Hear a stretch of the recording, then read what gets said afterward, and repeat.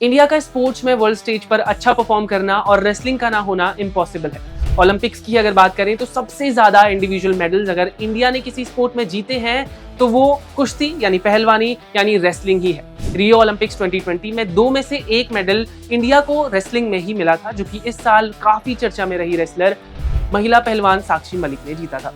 Malik BJP के farmer MP और wrestling federation of India के चीफ बृजभूषण शरण सिंह के खिलाफ प्रोटेस्ट कर रही थी। इस प्रोटेस्ट में एक और एथलीट थी जो मेन वॉइसेस में से एक थी, रेसलर विनेश फोगाट, और इस साल वो ओलंपिक्स खेल रही है। पेरिस ओलंपिक्स 2024 में रेसलिंग गेम्स 5 अगस्त से शुरू होने वाले हैं और फैंस को इन्हीं मैचेस का इंतजार है क्योंकि इनमें हमें मेडल्स मिलने पक्के हैं। तो आइए आज आपको बताते हैं कि इंडिया के वो कौन कौन से रेसलर्स हैं जो पार्टिसिपेट कर रहे हैं जिनसे हमें मेडल्स एक्सपेक्टेड है। सबसे पहली पहलवान है अंतिम पंघाल। 19 साल की इस रेसलर ने देश के लिए रेसलिंग में कई सारे कारनामे करके दिखाए हैं। साल 2015 में अंडर 15 एशियन रेसलिंग चैंपियनशिप में ब्रॉन्ज, 2020 जूनियर एशियन चैंपियनशिप में गोल्ड, अंडर 23 एशियन चैंपियनशिप में सिल्वर, फिर 2 बार लगातार अंडर 20 रेसलिंग चैंपियनशिप में गोल्ड, और ऐसा करने वाली वो पहली भारतीय महिला भी है।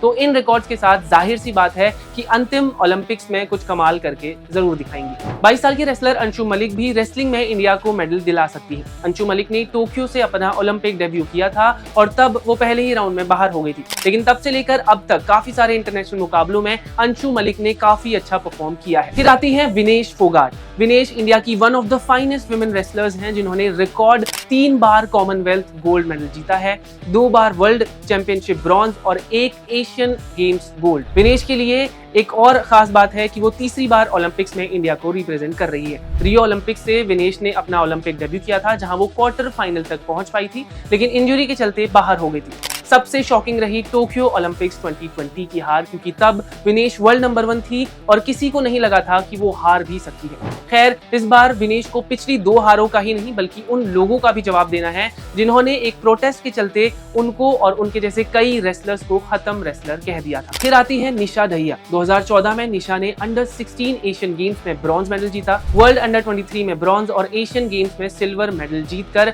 निशा ने पेरिस में मेडल के लिए अपनी दावेदारी दिखाई है। इसके बाद पेरिस ओलंपिक्स 2024 में इंडिया को रिप्रेजेंट करने वाले एकमात्र मेल रेसलर अमन शेरावत, जिन्होंने ओलंपिक्स ट्रायल में ओलंपियन और अपने आइडल और सिल्वर मेडलिस्ट रवि दहिया को हराकर पेरिस के लिए अपनी सीट पक्की की थी। 21 साल के इस यंग रेसलर के अगर रिकॉर्ड्स की हम बात करें तो अंडर 23 वर्ल्ड रेसलिंग चैंपियनशिप इन्होंने जीती है, 2023 एशियन चैंपियनशिप में इन्होंने गोल्ड मेडल जीता है, 23 एशियन गेम्स में ब्रॉन्ज और इस साल इन्होंने जाग्रेब ओपन सीरीज में गोल्ड जीता है। So that is it for today. Olympic से जुड़ी ऐसी ही वीडियोस के लिए देखते रहिए क्लिक इंडिया। धन्यवाद।